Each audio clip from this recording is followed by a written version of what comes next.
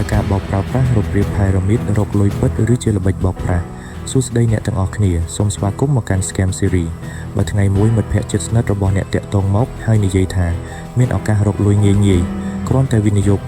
$500ហើយណែនាំមិត្តភ័ក្តិបន្ថែម2នាក់ទៀតមិនយូរប៉ុន្មានអ្នកអាចរកចំណូលបានរាប់ពាន់$ក្នុងមួយខែ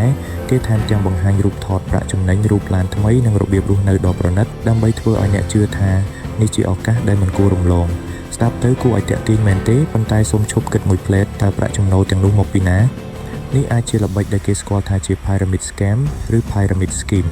Pyramid Scam គឺជារបៀបមួយដែលផ្ដោតលើការជ្រើសរើសសមាជិកថ្មីដើម្បីយកប្រាក់ពីអ្នកដែលចូលក្រោយមកបង់ឲ្យអ្នកដែលចូលមុននិយាយឲ្យសាមញ្ញប្រាក់ចំណូលភាគច្រើនមិនមែនកើតចេញពីការលក់ផលិតផលឬសេវាកម្មពិតប្រាកដនោះទេប៉ុន្តែមកពីប្រាក់របស់អ្នកចូលរួមថ្មីនៅដំណាក់កាលដំបូងអ្នកខ្លះអាចទទួលបានប្រាក់ចំណេញពិតប្រាកដ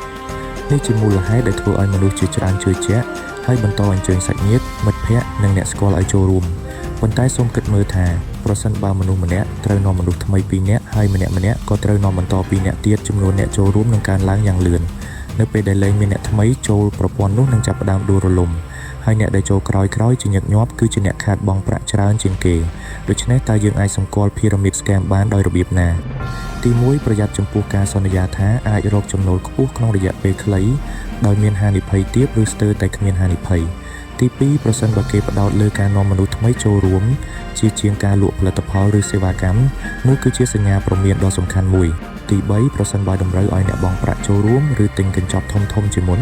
សូមសិក្សាព័ត៌មានឲ្យបានច្បាស់មុននឹងធ្វើការសម្រេចចិត្ត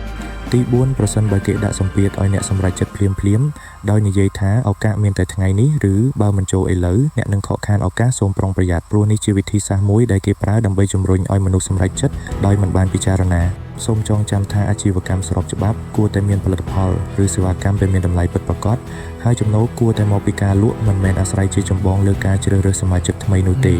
មុនពេលអ្នកសម្រេចចិត្តវិនិយោគប្រាក់សូមសួរខ្លួនឯងមួយសំណួរតើប្រាក់ចំណូលនេះមកពីការលក់ផលិតផលឬសេវាកម្មពិតប្រាកដឬមកពីប្រាក់របស់អ្នកចូលរួមថ្មីការសួរសំណួរត្រឹមត្រូវមួយអាចជួយការពារប្រាក់ដែលអ្នកខិតខំរកបានអស់រយៈពេលជាច្រើនឆ្នាំប្រសិនបើអ្នកយល់ថាវីដេអូនេះមានប្រយោជន៍សូមចុច Follow និងចែករំលែកទៅកាន់គ្រួសារមិត្តភ័ក្តិនិងអ្នកដែលអ្នកស្រឡាញ់ដើម្បីឲ្យពួកគេបានស្គាល់ពីល្បិច Pyramid Scam និងជៀសវាងការខាតបង់សូមអរគុណសម្រាប់ការទស្សនាហើយជួបគ្នានៅក្នុងវគ្គបន្ទាប់នៃ Scam Series